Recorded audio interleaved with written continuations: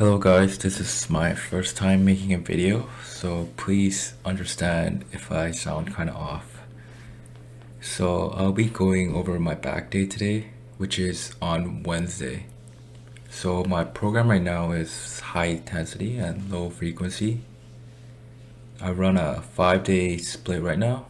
So Monday chest, Tuesday arms, Wednesday back, Thursday rest, Friday shoulders, legs Saturday, and then Sunday rest. So what I like about this program is that I can customize what body parts I want to focus on. So for example, since my biceps are my weak point, I hit them twice a week, once on Tuesday and second time after shoulder day. However, for my back, I found that once a week is best for me personally.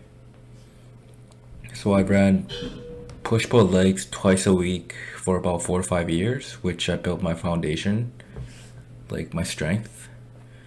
But low frequency program allows me to hit every body part with the highest intensity I want, since recovery is pretty optimal in the situation.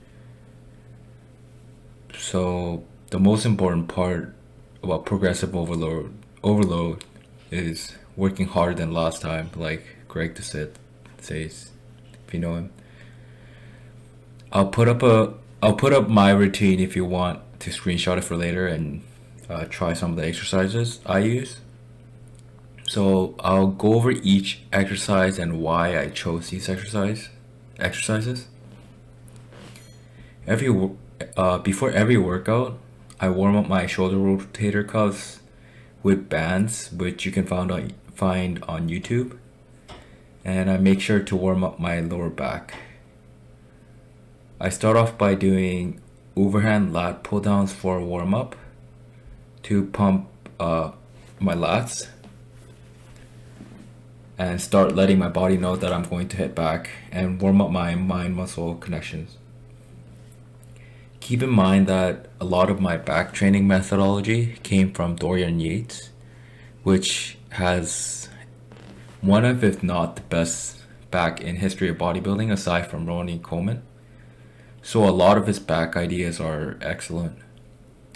I also do few sets of deadlifts with the bar just to warm up my hip hinge before starting my main movement, which is the Yates row. So the Yates row is a variation of bent over rows, but with the back more upright. Since this is my first main exercise and also a compound exercise, I do a lot of warm-up sets before jumping into my working sets. For back days, I do 2 working sets for each exercise. I also do 1 or 2 warm-up sets beforehand, but I don't really count those. The first working set is my heaviest set. So I try to hit between 5 to 10 reps for my first working set to failure. And then after that, I rest. And the rest period, it doesn't really matter. Sometimes I rest between like 3 to 5 minutes. Sometimes more if I really feel like it. I don't really I used to count my rest periods back in the day, but nowadays I just go back to my second set if I feel ready mentally. So after resting, I do a back off set, which is a lighter weight, which I can hit for at least 10 reps. The second set is also as many reps as possible to failure. What I mean by failure is as many reps as possible without my form breaking down. So if I start doing cheat reps, I don't count those, but I maybe do like 1 or 2 cheat reps at the end.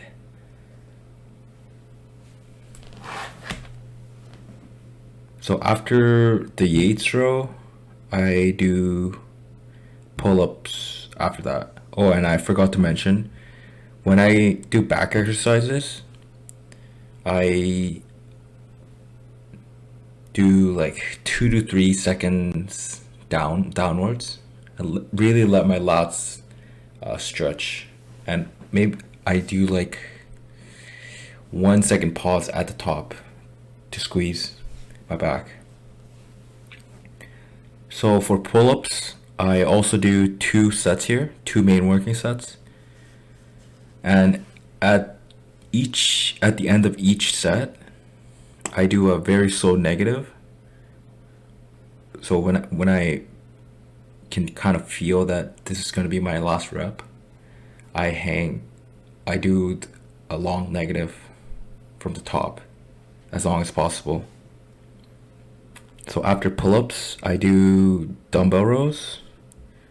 But since my apartment gym dumbbells don't go as high, I just did dumbbell rows on a bench. So after T-bar row, I would do close grip row again, and then lat overhand machine. I used Jay Cutler and Regan Grimes videos for the close grip row cable and the lat overhand machine, since I don't have both of those exercises in my apartment gym. And the last exercise I do is rope pull down. It's mainly to stretch out my back and my lats at the end of the workout. So when I do back exercises, what I try to imagine is I'm pulling with my elbows instead of my arm.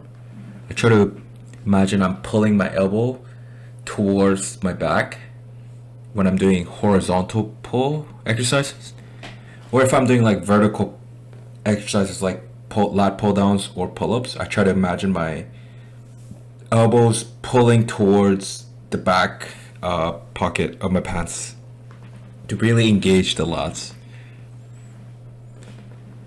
So if you got to the end of this video, thanks for watching, and if you have any questions, just comment below and I'll try to answer and help as much as possible. Thanks.